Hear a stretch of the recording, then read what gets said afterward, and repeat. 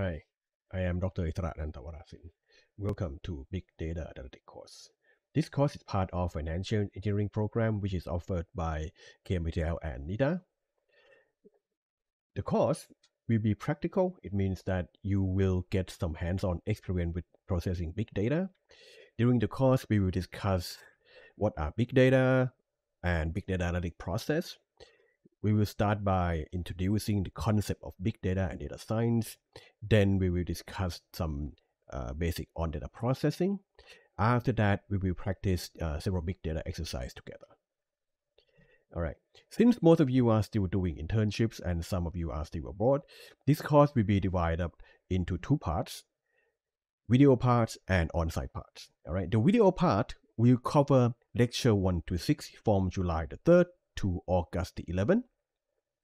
The contents will cover most of the basic knowledge and concept during this video part. All right.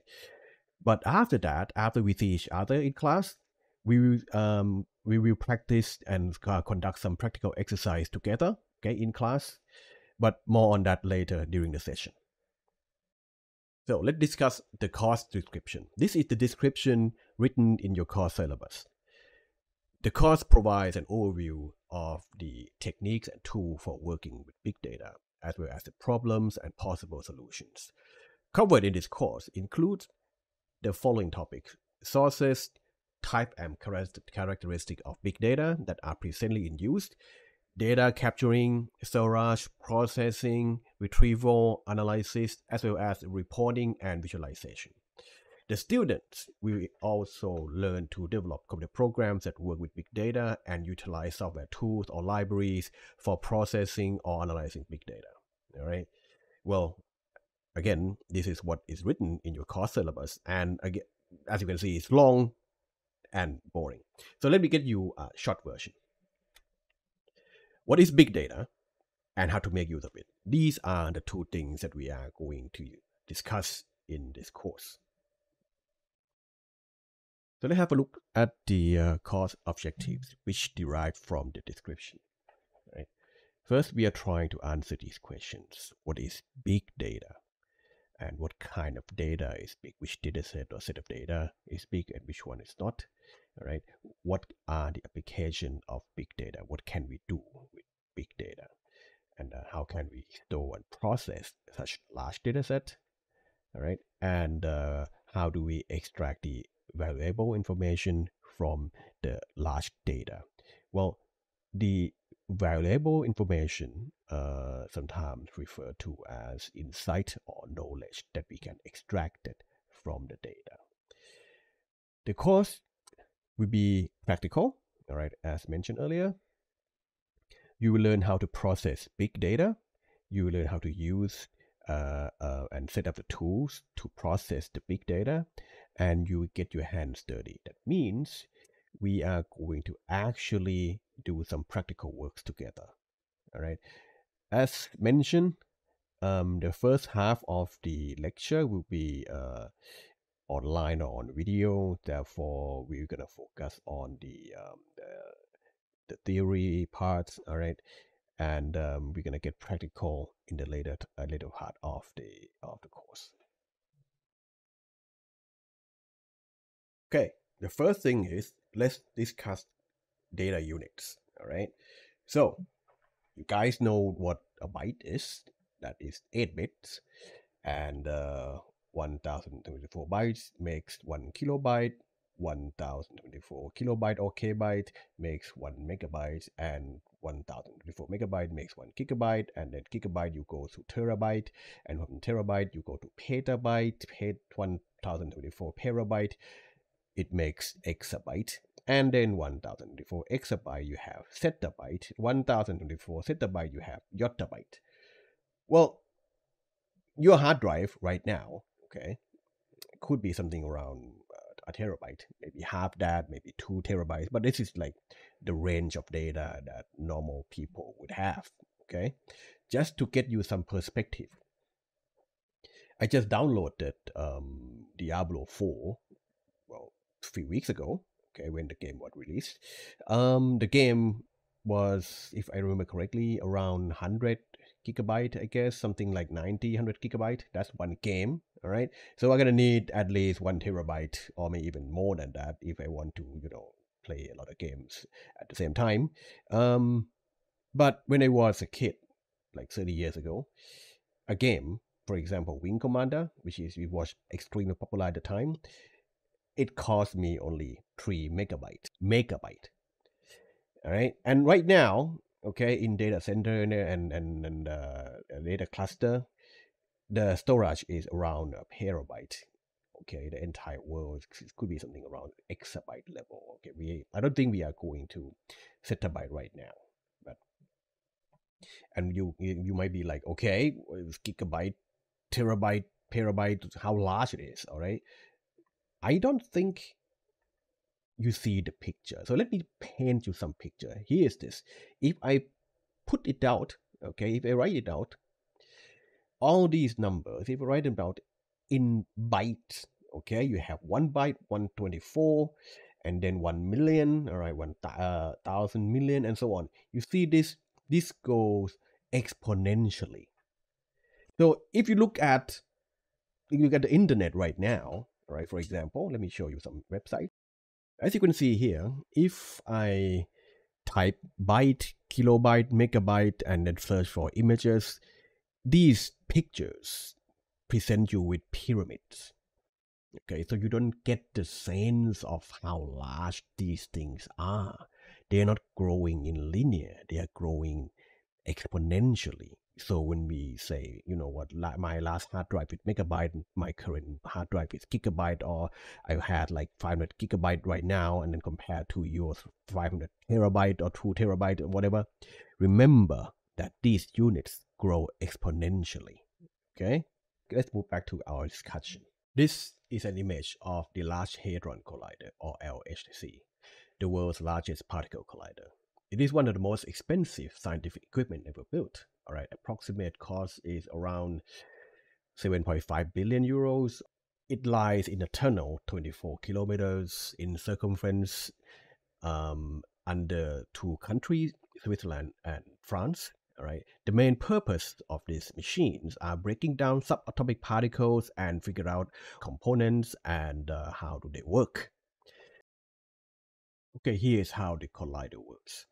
It is called collider because how it works is the particles, okay, the atomic particles, they are being accelerated around this 27 kilometers long tunnel, all right, in both directions, and they collided.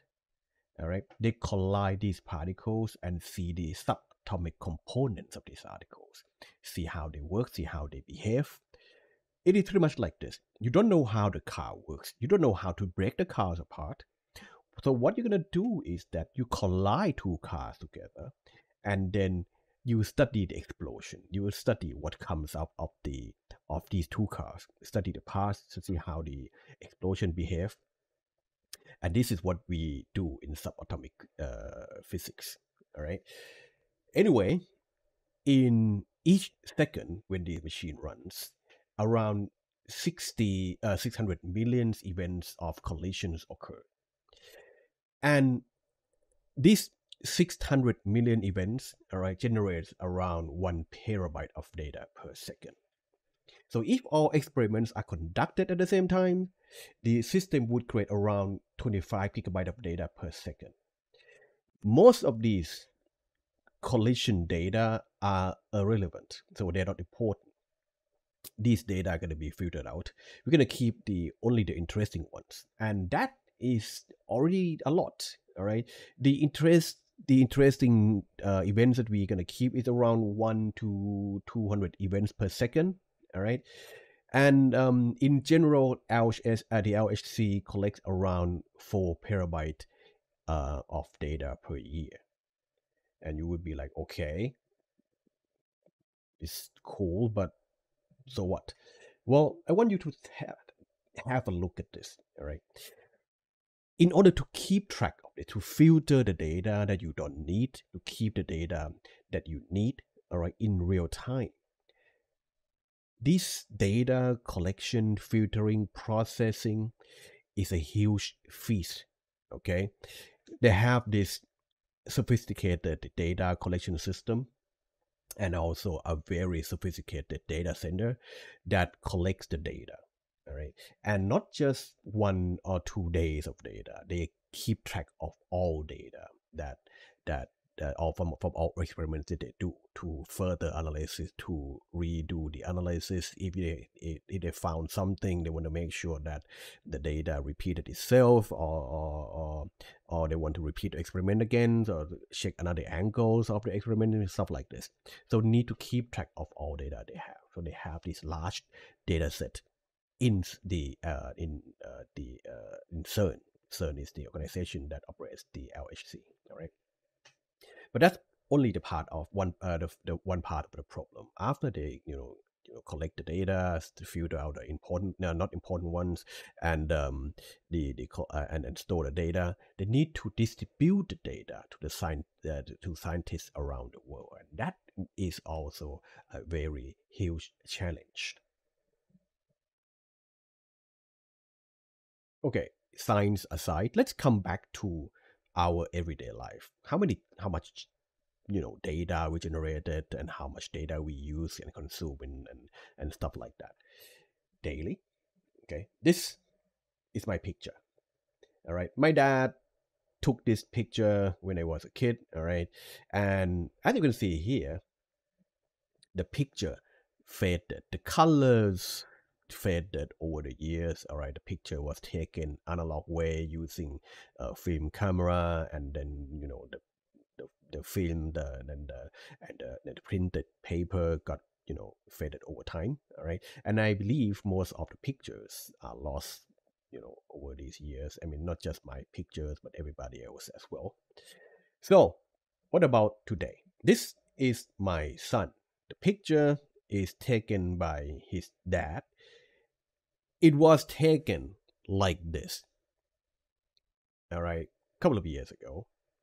And the picture will remain like this forever because, as you know, data in the digital information, they don't fade.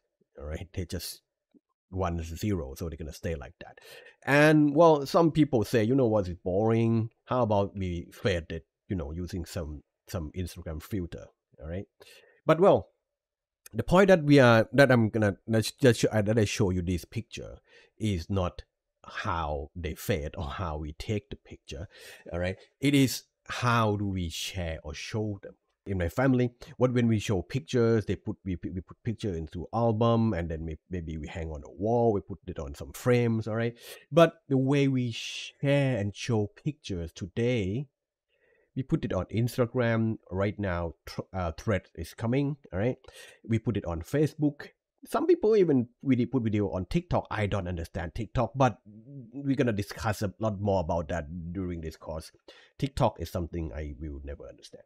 All right, seriously, I mean, I don't know why I need to see a lot of people dancing. So let's have a look at how many of these pictures are generated.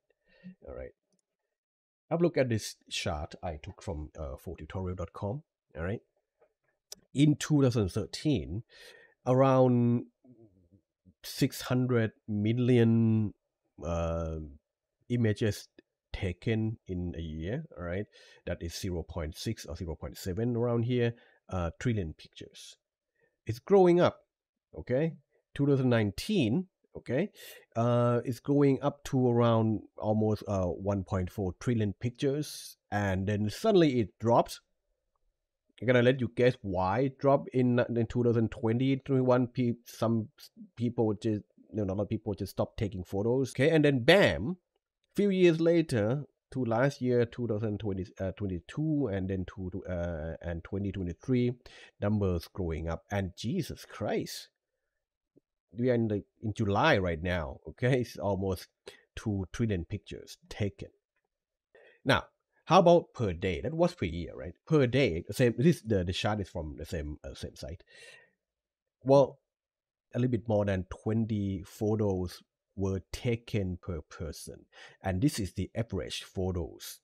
All right, of the people in the USA, all right, Asia and Oceania, and Oceania includes the Australia and New Zealand and the islands around there, all right, is 15 photos per day, all right, and in Europe they are just, I don't know what they're doing, boring people, 5 pictures a day only, okay, but that's still a lot of photos.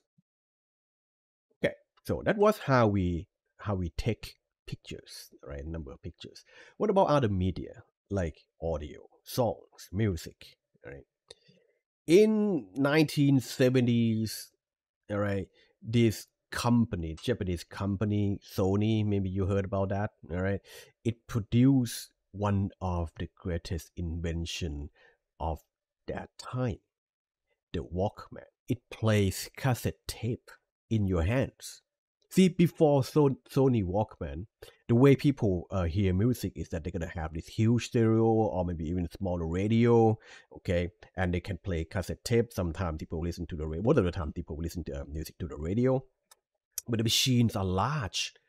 But now Sony invented this Walkman, and people went crazy. All right, and then people can carry carry their music around on a train, on a bus, on a plane, anywhere. Sometimes people even using music, beating monsters, and then few decades later, this thing shows up, the iPod. I don't know whether you have used one of these or not. Okay, I had one, not this one. I had that smaller one, called iPod Mini, cheaper versions. My brother got this one. All right, it stores around, I don't know, 20, 30 gigabyte of music. Steve Jobs Steve Jobs said that, okay, you don't ever have to erase your music ever again. All right, everything goes with you. Every music in your collection goes with you anywhere. He was right for a time until the same guy invented this, the iPhone, and it changes even more. Okay, now the music, it is not on your phone anymore. Your music is online. All right, people stop paying for music. All right, stop paying for cassette tape, stop paying for vinyl, stop paying for MP3. They were just like subscribe. So you just keep paying monthly, and then your music collection expand. Then you don't have collection anymore. You have global collection. By the way, when you like a song, all right, today you go to Spotify or YouTube, and either it doesn't matter you're a paid member or not, all right. You can just select the song you like, create your own playlist, and bam, you got all the songs you need. All right. Some people pay for it, some people doesn't pay. It doesn't really matter. But back in my day, okay, when you want to buy a song, you like this song very much, you have to buy the entire album. Okay, so if the album is good, I don't know, like Adele or Taylor Swift, you can just listen through all of them. But well, sometimes it's not like that. Sometimes they just, have some band just got like one or two good songs that you like very much, but the rest are trash. Well, you need to buy the entire crappy cassette tape, okay, or the entire album of records, or CD. Oh yeah, that was a CD too, or the entire CD just to listen to two songs. That sucks and wasteful. And when Steve Jobs introduced this iPod, but he didn't just introduce iPod, introduced iTunes along the way. So it means that you can buy each song separately, individually. Back in those days, when they switched from analog world, all right, to the MP3 world, the music industry was shaken because it was the how do I call it, business model that they have no idea how it should work. All right, but they couldn't stop because people keep buying iPod, people kept buying iPhones. All right, and then they just have to adjust. Right now, they just, if you have like good music, a good song, they post on YouTube and collected the fees that YouTube gave them, which is okay. All right, they survive. The entire industry survived. But back in the day, around like 10, 20 years ago, they were really against all this model. because they are used to selling the entire CDs, and the entire CD gonna cost you something around $10 to $20, which is expensive. All right. Okay, next, movies. Okay, this is the movie theater. All right, the actual movie theater. The theater, okay, well, back in 1920s, when they invented the black and white film, people actually went to the movie theater to watch movies, and then we invented the TV. All right, so the TV back in the day is black and white, some bad colors, small, but people can now watch things at home. The technology evolved to the next level. The TV got cheaper, got larger. Okay, the quality of the film, the quality of the content, okay, has also increased. The resolution is larger, the file is larger. The technology changed from analog to digital. But what if? What is after the TV? Okay, now we watch this column on a phone. I think our life just get sadder and also small. What about other kind of information? How do we conduct, for example, researches? Well, ChatGPT. Take a look. What is big data? Bam, it shows up. Okay. See, the thing is this. The thing is, you might not need me anymore in the near future, maybe in a couple of years. All right. You might not need anyone anymore. Maybe the company doesn't need you anymore. All right. Because the AI can do everything. What about social media, communicating with each other? Okay. This is the statistics that I got from Meltwater. Have a look at this. Number of social media identities right now in April 2023, around 4.8 billion. And mind you that the global population is around 7 billion only. That means that more than half of the population can access the internet, has social identities. I don't know if it's good or bad. I think it's a good thing. Okay. And year on year change in social media user identities is around 3.2 million. It's 3.2%, around 150 million accounts per year. Okay. An average time you spend on social media, I mean, you including me and you, is around 2 hours and 24 minutes a day. Okay. Subtracted from 24, that's, I think, I can't say, I think it's a lot, but still less than what I do each day. Okay. And take a look at these two numbers. 53.5% of the social media user identities are male, and only 46.5 are female. I find that interesting. All right. I don't want to sound sexist, but well, male is I would just I am expecting more equal value than this. All right, and all these social media websites, okay, uh, Instagram, Threads, Twitter, TikTok, of course, and in this example, this is my Facebook marketplace. What do they collect? Right, they collect pretty much everything.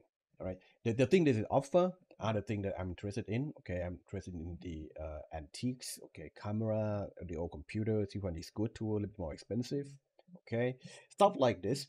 These are the things that they think I am interested in. So what I searched, what I look for, what I like, everything got collected, and all these platforms process the data and offer only the contents or the item that I am interested in. And of course, advertisement, marketing, these kind of things gonna be show up too.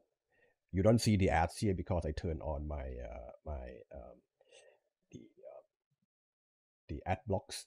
Okay, my AdBlock extension, so I don't see so many ads right now. And on YouTube, I even pay them because I'm so tired of advertisement. So apart from social media, how about one of our favorite platforms, Netflix? Okay, check this. The movies that are shown here, the series that are shown here, has already been tailored for me. Okay, so the contents that it's shown here and the content that it shows to you, of course, will be different based on what you what you like, what you looked at earlier.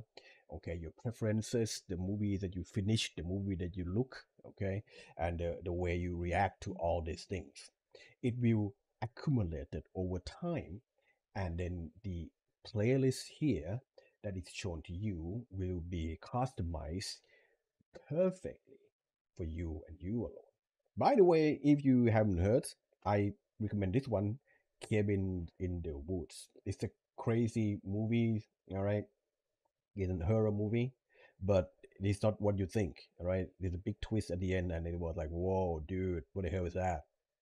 What I find interesting about Netflix is how to show you the movie. All right, the movie has to be shown fast. You don't have to wait long for downloading. Okay, and imagine that you need to feed this high resolution video content to millions of users at the same time. That's a big feat. That's a huge engineering problem. Okay, how it works is pretty much like this. They have the movie, the server farm, okay, or the cluster spread across the globe. Okay, so if you are in Asia, you're gonna get access to the Asian servers. I guess it's somewhere in Singapore, maybe Tokyo. I'm not sure, but I think Singapore is a big IT hub in the Southeast Asia region. And if you live in Europe, you might access to the server in Germany or in France, okay, or in the UK. And if you are living in the US, you're gonna have a lot of servers to feed you the content because the US is a huge country. All right. And anyway, the Netflix, okay, will know where you are and will get you the content nearest to you, and that's awesome. Again, and also other platform videos too, YouTube, TikTok. Okay, see, I don't like content in TikTok, but I think the engineering part of TikTok is awesome because see how you work. I can't show you my phone right now, but how you work is that you are swiping. Okay, next video you don't like, you swipe up, you swipe, you swipe, you swipe, and no matter how much or how fast you swipe, okay, the contents keep showing up. I find that even more challenging than YouTube or Netflix because YouTube, you need to select which video you like, or if it is a playlist or automatic, or it shows up automatically. Even so, YouTube know beforehand which video or which content has to be fed to you next. All right. And also in Netflix, you need to select which one. Okay, if you like to see next, I'm gonna click here. Hey, Nick Cage, welcome back. All right, and or maybe Saw. Saw is also a good movie, with gruesome, but it's a good one. But TikTok, you can swipe as fast as you like, and video keeps coming in. So the trick is, as I was saying, one of the trick is that to have a lot of servers across the globe. The other one is that to reduce the video size. Okay, how Netflix works is this, and also YouTube. If they detected that your connection is bad, the first seconds or the first few seconds of the video will be low quality, and then it gets better over time. Once you have some time to catch or to store the content in your phone, okay, the quality has got better. And TikTok, well, because the platform is intended mostly for mobile user, so I guess that the quality of the video can be compressed quite a lot, and you don't notice it because the screen is quite small. So your video platform collects your data to do the marketing, to process the video that you like most. All right. Social media platforms collect your data to see what you like, feed you the correct advertisement, correct products.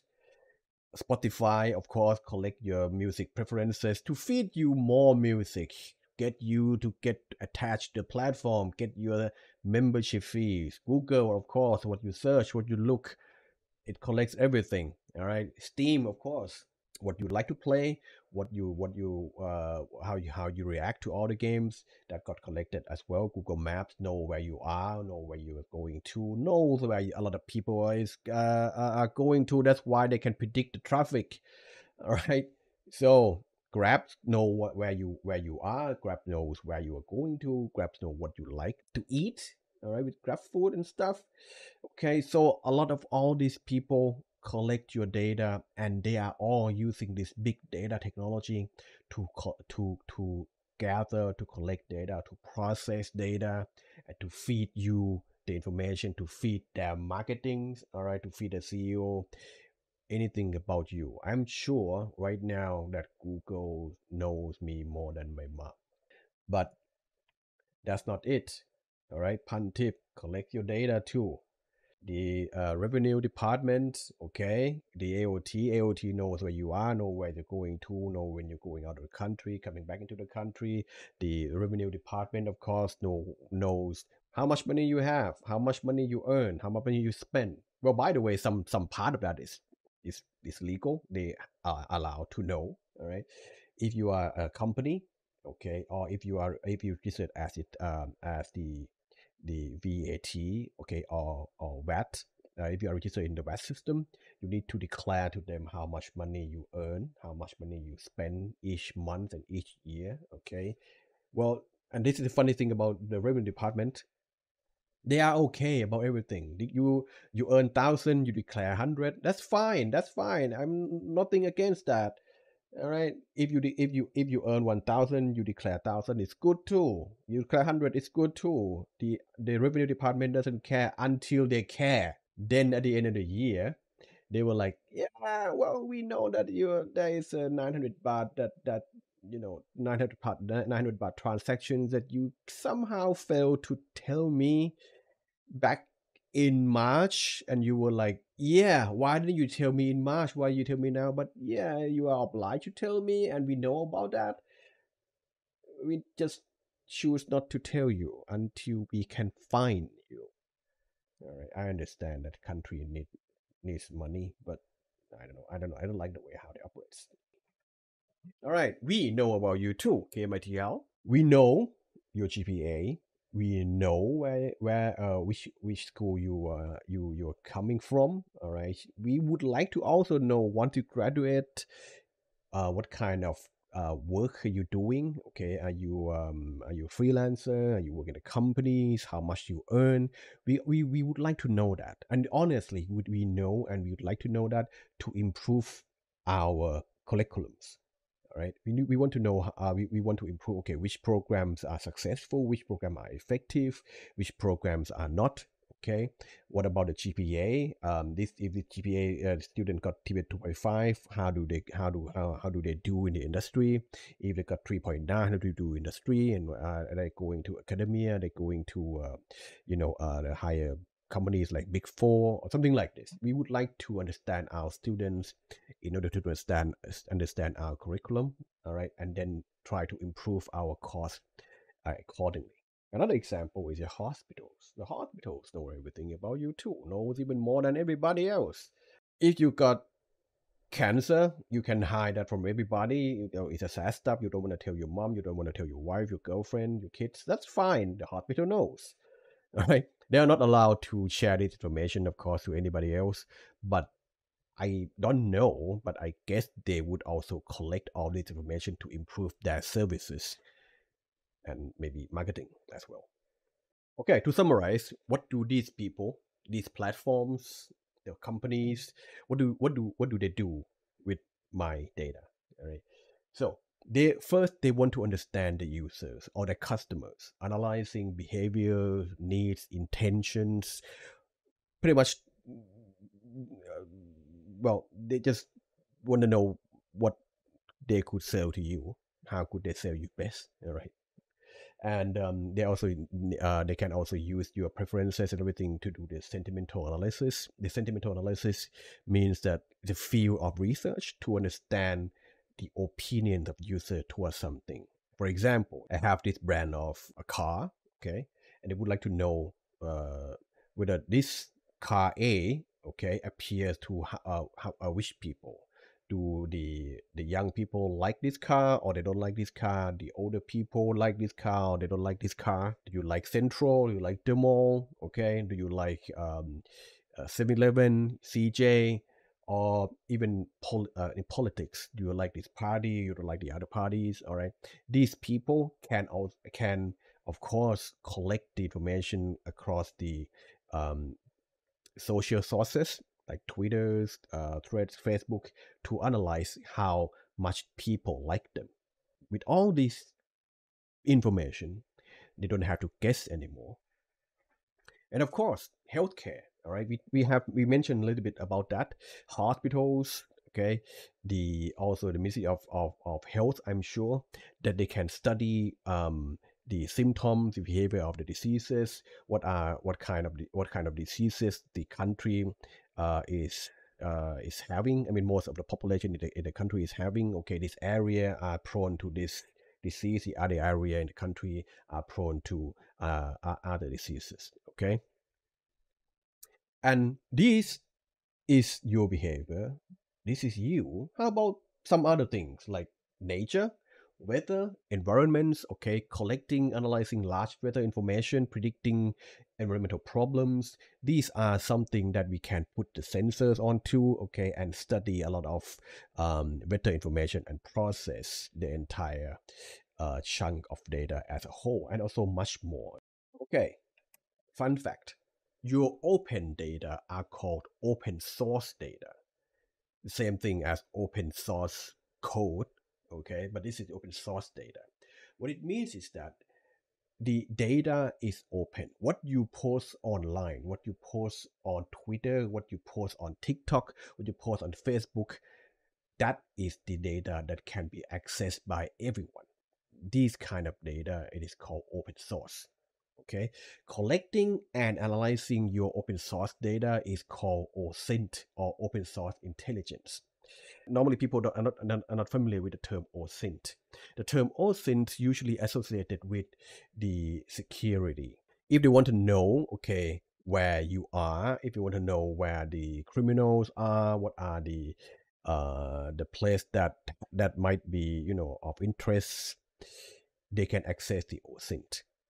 There are many tools to do this. The police, if they like to know where the suspects are, okay, they can just scan through the Twitter threads and get some location from Twitter, okay, or maybe a TikTok, and have a look at the video, the background. Oh, okay, I know this. I know that this guy in front of this building, or we know this building, so he is in this city, something like this. But what about financial applications?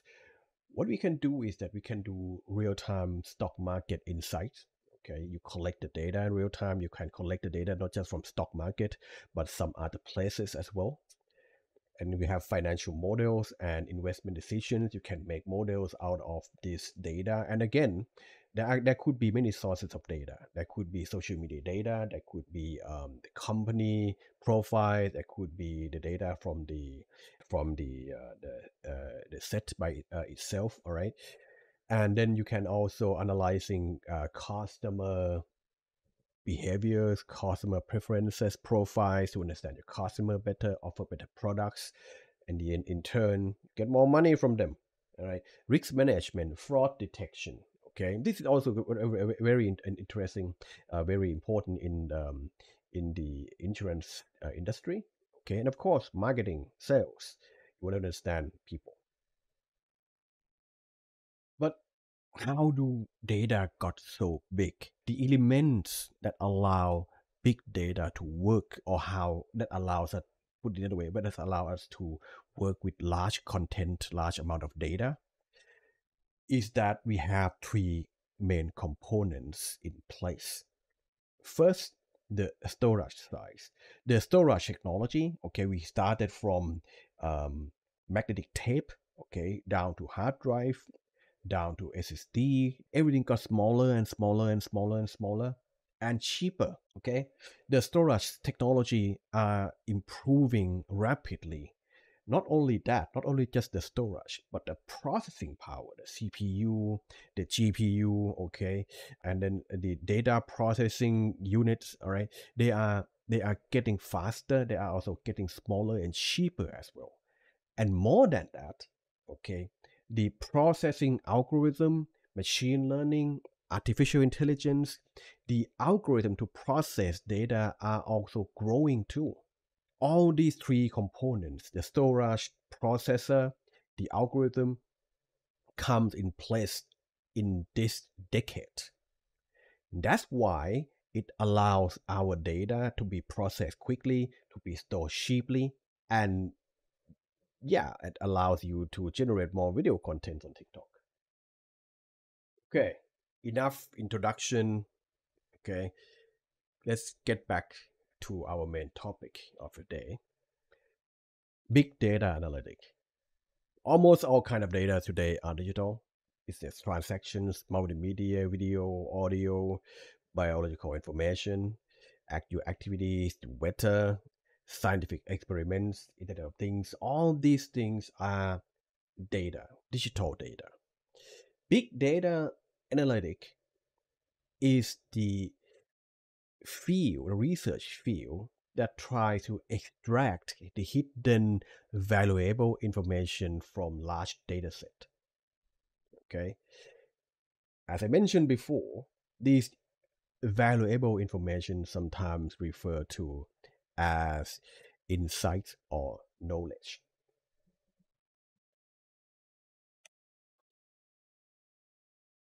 But what is big data? That was big data analytics, but what is big data? Big data refers to the data sets that are too large and complex to be processed by traditional data processing mechanisms. Usually, this kind of data is large and unstructured. Okay, what do we mean by large and unstructured? For example, your student data that we stored in the registration office. We have the ID, we have student name, we have last name, we have date of birth, we have the subject that you enroll, we have your GPA and stuff like this.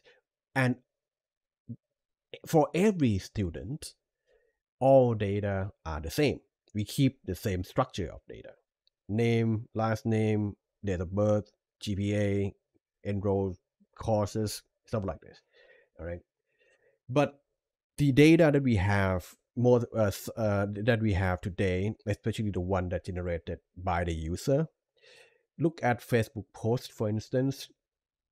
One post could be video, the other post could be image, the other post could be just I don't know, stickers or some shared content from the other news from other posts.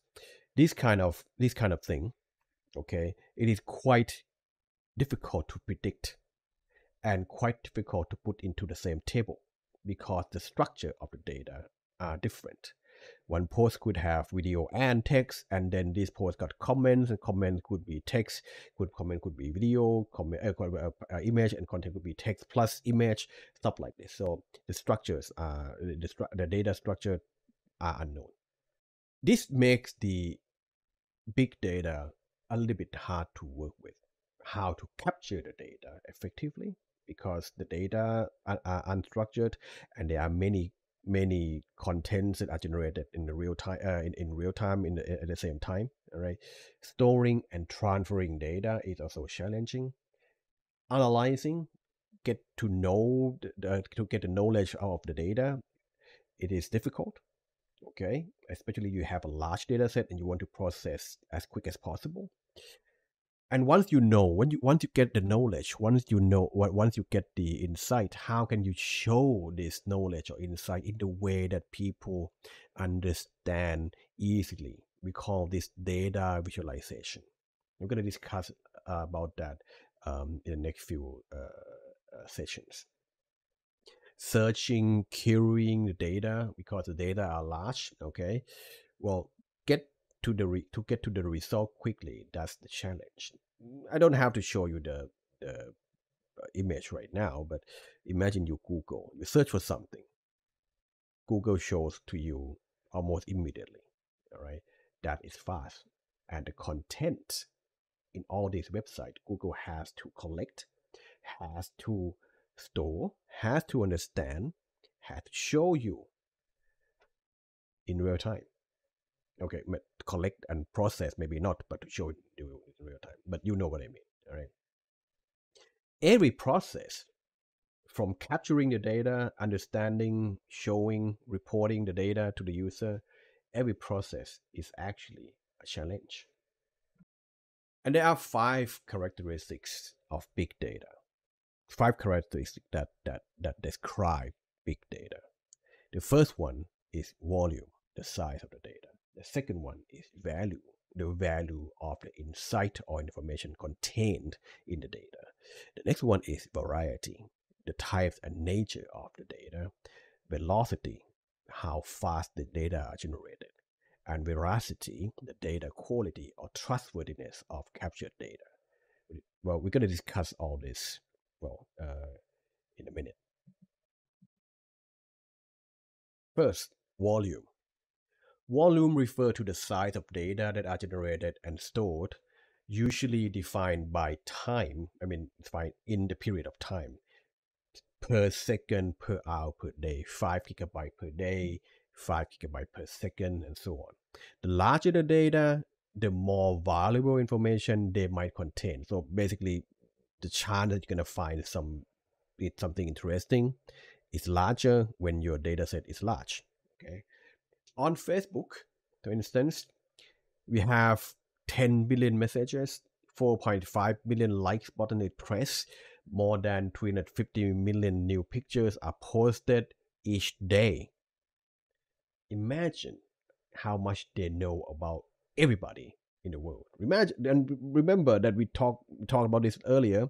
More than half of the world population are online. Next is the velocity. It is the speed at which data are generated. In other words, how fast the data are created.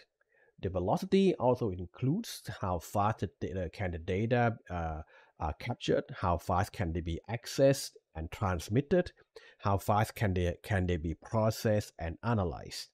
For example, credit card transactions must be available in real time. Instagram notification must be sent to all followers immediately. Okay. Well, current technologies allows us to capture and analyze the data in real time without storing them.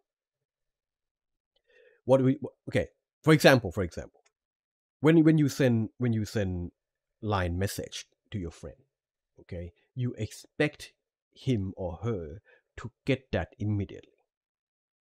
Yeah, why not? My internet is fast, his internet is fast, so what's the problem? The problem is the data processing center of line must be fast enough so that millions of users can send millions of messages in real time. And that means that you cannot first store the data and then process. Everything has to be in one go. Okay, you could store it, of course, but the processing has to be done also in real time.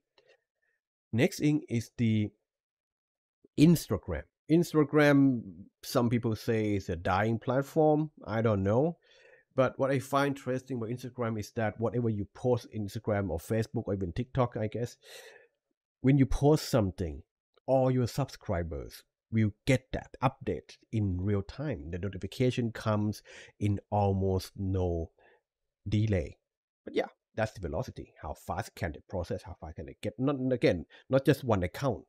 A lot of millions of accounts could post things at the same time. And that's how fast can the data and that's how fast are how data are generated, processed, and being distributed to everybody in the world. Next, variety, the types and nature of the data. Data may come in different kinds of format and sources: text, images, audio, video, and they might not come in the predefined format. Like as example I used before, students has name, has last name, has age, has GPA. Okay, extracting valuable information from this kind of data, from various kind of data, has to be is challenging, and it is well, a lot of people are interested in solving this problem. Next, variety. Variety refers to types and nature of data. For example, is this data text? Is it images? Is it audio? Is it video? But not just the medium, or not just the format of the data, but the structure of the data as well. See, the student data, okay, you have name, you have last name, you have date of birth. This can be predefined. Okay, name has to be text, not longer than 256 character. Last name text not longer than 256. Address, the larger text, maybe 500 characters, something like this. All right. All date of birth have to be in the Unix timestamp format. You can predefine all the data. You know how data look like. But in big data, especially the user-generated content, the data that's coming into your system might not be the one that you predefine. People can write anything they like. People can add anything they like. Okay, and you need to be able to extract information from that. Well, let me give you some example. If you know that in the database table you have one column, say date of birth, okay, and you know the format of that column, you can write a program in like maybe 1 or 2 lines of code to read the information, to read the date of birth of each student. You can also plot the graph to summarize the age of the student, stuff like this.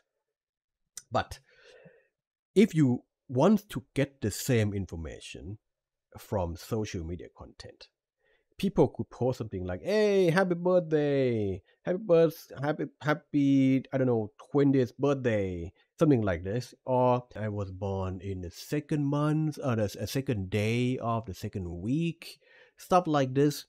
Well, if you try to capture the same information from these kind of data, you need to understand the context of that information. And again, that could be many kinds. It could be images, it could be text, it could be video, all right?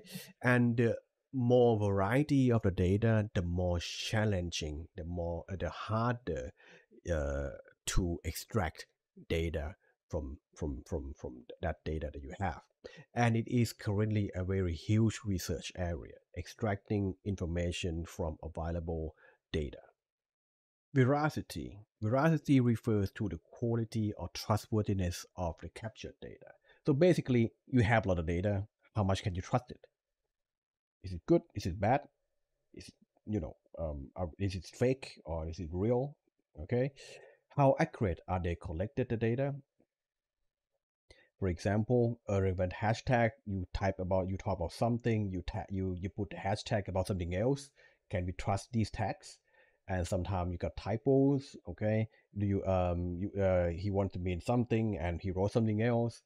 And drifted GPS coordinates, you even want to pinpoint where he is. Okay, are you sure he is where he is? Because the phone phone GPS may be not that accurate, or maybe his Garmin or smartwatches may be not accurate, for example.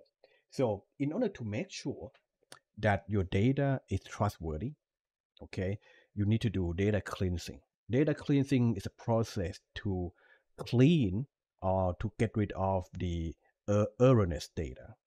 And it is a huge issue for all data scientists. Most of the time, even though you have structured data, it is the people, the user, that type something incorrectly into this structured data. For example, I used to work for a client. Okay, they want to migrate the database from the old database to the new one. I was like, okay, we can do that. But once we look at the database that they have, okay, there is a field, okay, the database column called telephone number 1, telephone number 2. And some of the rows, some of the content, some of the data in these telephone numbers, they have address, they have email, they have something funny on that. And they ask them, why do you have email addresses in the telephone section or telephone field?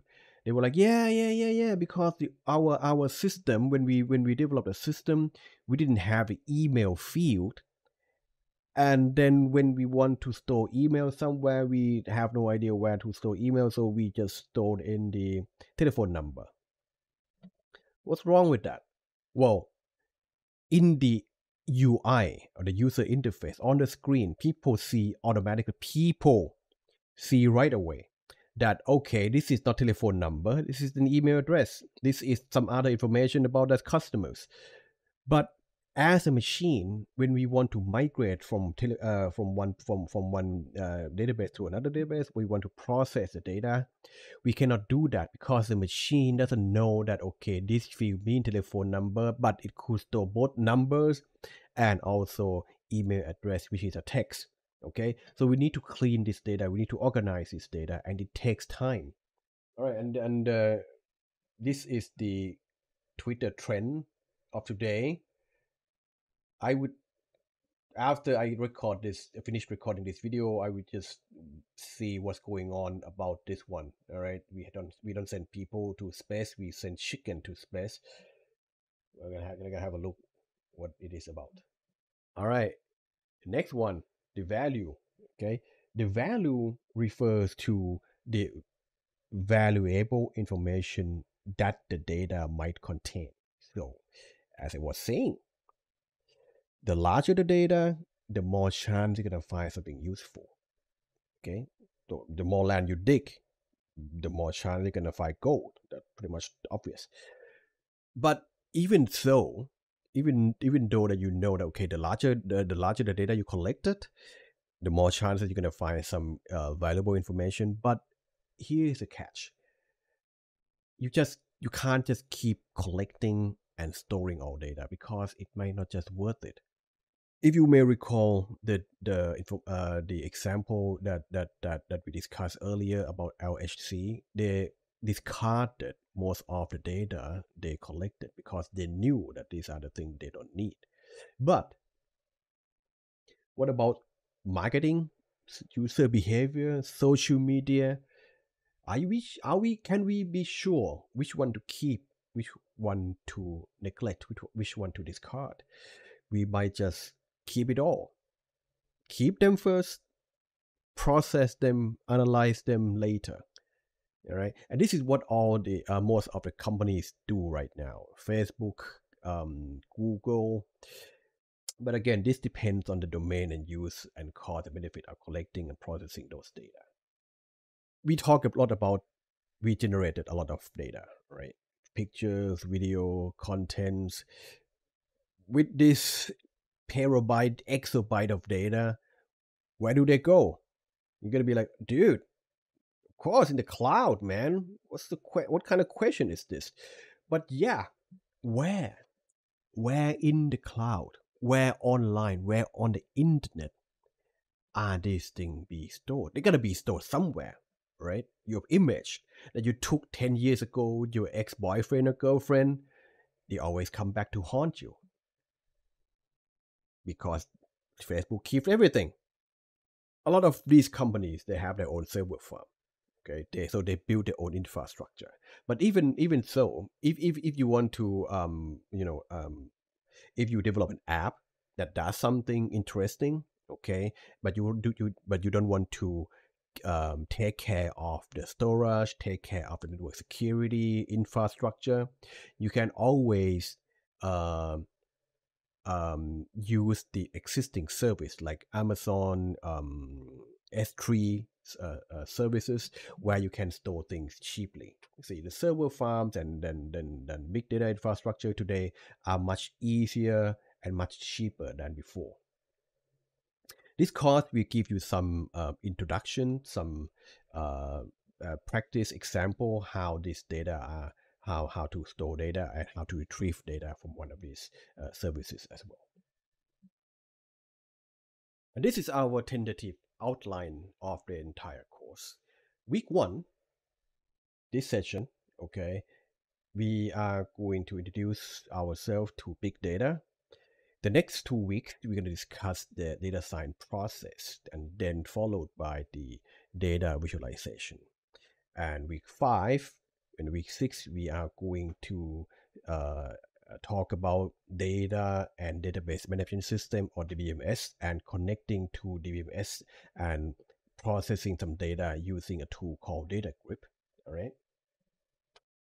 Well, I have organized the sessions in a way that these weeks, okay, will be purely on video. Okay, so I will just talk about the theory and the process as a whole. Okay, and after this, after week 6, okay, on the 11th of August. Okay, so this week 1 and week 6 will be from July the 3rd to August the 11th. Okay, it will be on YouTube, or I don't know which platform I'm gonna use. Okay, but I guess YouTube. I'm gonna post a video. I will try to do that each week. All right, and then you can study anytime, anywhere you like. But after that, after the 11th of August, we're gonna continue our class um, on site or in class. We are going to start the um, practical works. Okay, data analysis with spreadsheet, Google Sheet, and Excel. All right, it's gonna be super basic for you guys, I guess. And then we're gonna move on to Google Looker Studio. All right, like, I think it's called Google Data Studio before. And then we're gonna do the database, and we will just move on to data manipulation with Unix, and then a little bit of Python. All right, and if you have time, I will also introduce you to the big data infrastructure. We call that we're going to use Hadoop, okay, HDFS, Hadoop distributed file system. How large data are stored and processed in real time in parallel. Okay, parallel means that we have a lot of machines, we have a lot of data storage that process the same set of data at the same time. And we also going to study the algorithm behind the Hadoop distributed file system, which is called MapReduce. During this 6 weeks, okay, find a time to download DataGrip. It is a program, it's a database management program developed by JetBrains. It is an easy tool to access database management system. All right, it is compatible with a lot of DBMS, Microsoft SQL, Postgres, SQL, MySQL, all kind of major database management system. All right, it can be accessed using DataGrip, and it's free for educational purposes. Therefore, you can go to jetbrains.com, all right, and then register yourself as student and download DataGrip for free. Please do that, okay? Not in a rush, okay? We have some time, but please do it before we start the DataGrip session. Last point today, course evaluation. This course, we have no midterm exam. It is again a practical course. It was practical before we go video, but I will try to keep it practical. So the format should remain the same. We're gonna have this 50% final exam. So there will be an exam, but only single one, your final exam. Okay. But that counts only for 50%. The rest, okay, you are gonna do projects 30%. And then the exercises in class is about 20%. All right, not in class, but kind of homework. You don't have to come. You don't have to come to class, every time. Right? I don't think this necessary. If you're good, if you understand all the contents we discuss in class, you don't have to come. It's fine. But okay, let's talk a little bit more about the project. So the project is this: at the end of the course, maybe not at the end, but toward the end of the course, maybe in week like 12 or week 11. All right, I will give you an assignment. Okay, you will have to do some data analysis yourself, and you're going to present this as a presentation to your class, and also sending up some report. Okay, maybe a short one, 5-10 pages only, but I want to see some interesting insight from the data. You can select your own set of data. You can select your own questions. You can select your own applications. That's fine. All right.